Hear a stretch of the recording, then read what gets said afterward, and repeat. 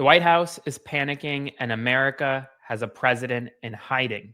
In the past 24 hours, Donald Trump has now appeared at two separate White House events. And for the first time in his presidency, in back to back events, Trump has said no to answering a single question. The White House is running scared after a large tranche of Epstein documents were released. More than 100 Republicans are set to vote against the White House's interests when the House of Representatives has a full floor vote. And right now, based on everything that I am hearing from within the White House and on Capitol Hill, there is damage control happening right now. Susie Wiles, the White House chief of staff, those around Donald Trump, it seems like they want him to stay silent because now over 24 hours, Trump has not posted on Truth Social. And in two consecutive events, he has refused to take a single question from reporters on Epstein or anything. And essentially the events, they're super quick. They last on time, which for Donald Trump is very unusual. Make sure to like, comment, share, and subscribe so more people see this because it's an urgent development. Now, I want to show you what it was like over the past 24 hours asking Donald Trump a question if you were a reporter. This. Can you respond to these Epstein emails that were released today? Well done, Mr. President. Great job.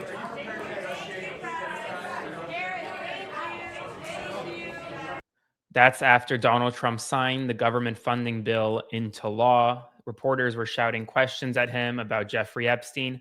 Not a single answer. Okay, that's one event. It was late at night, 11 p.m. Let's talk about the second event that just happened where Donald Trump stood by Melania Trump, the First Lady of the United States of America, signing an executive order about foster homes and foster children, a worthy executive order. But as he was leaving, when he was signing the executive order, not a single question answered. And as he was leaving, the press were asking him again. And I want you to see what it looked like.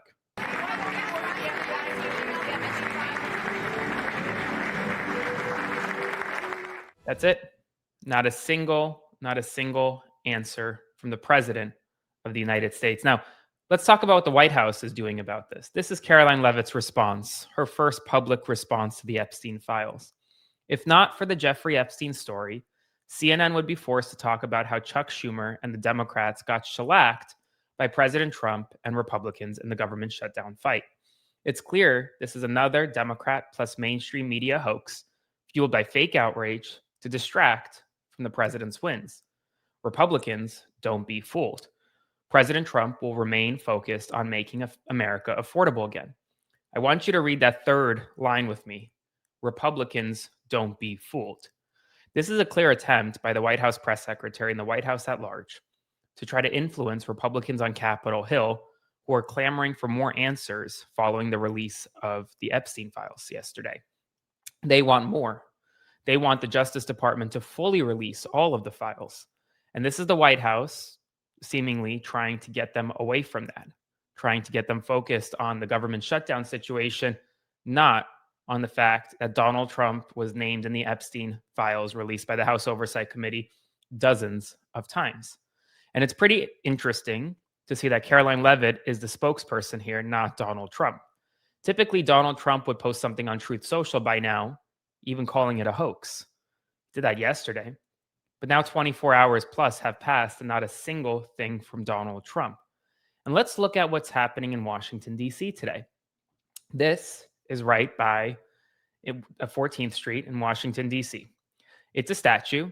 There is Donald Trump on the left, Jeffrey Epstein on the right.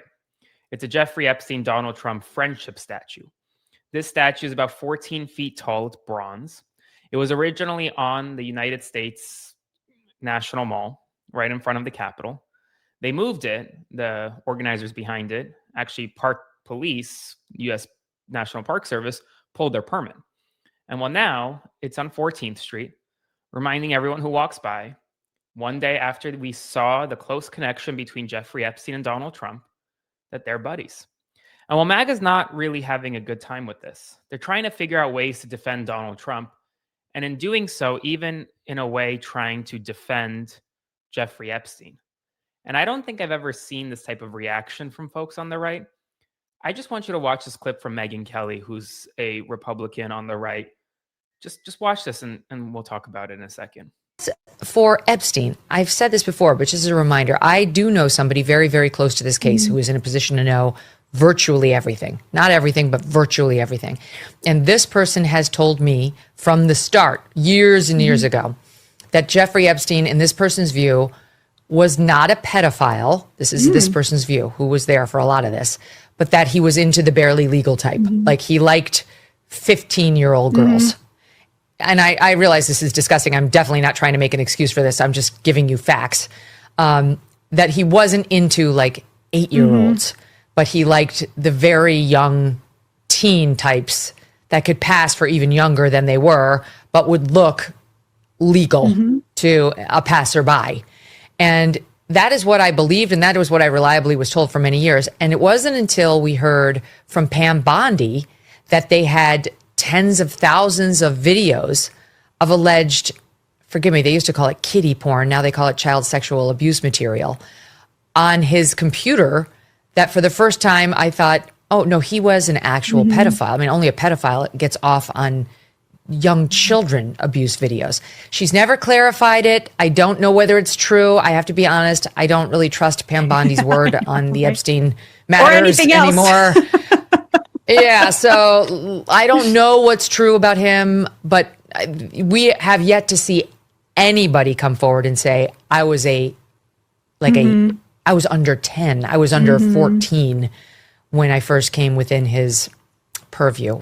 Look, you can say that's a distinction without a difference. No, it's not. I think there is a difference. Yeah. There's a difference between a 15-year-old and a 5-year-old. Yeah. You know, it's just whatever. They're 15 years old, 5 years old, they're both under the age of 18. They're both minors. This type of language coming from folks like Megyn Kelly is absolutely grotesque. If anyone was like me and spent the past 24 plus hours reviewing 23,000 plus pages of Jeffrey Epstein material, you would see how disgusting. I mean, I truly felt disgusted reading and reviewing the documents, the emails. Not just the fact that what was in them was just so horrific and so graphic. And that's all the stuff that we've seen publicly. There is so much more privately in terms of videos and pictures of young girls that will hopefully never see the light of day. But I was even more disgusted about the fact that it took this long for the public to know anything, for the public to learn about the existence of these emails. And for Megyn Kelly to just say that and to try to say that doesn't really matter, kind of excusing the fact that Jeffrey Epstein preyed on girls who were 15 years old or 16 years old rather than 5-year-olds old or 6 years old. Horrific. Absolutely horrific. I'll continue to provide you updates. Like, comment, share, and subscribe. See you soon for more.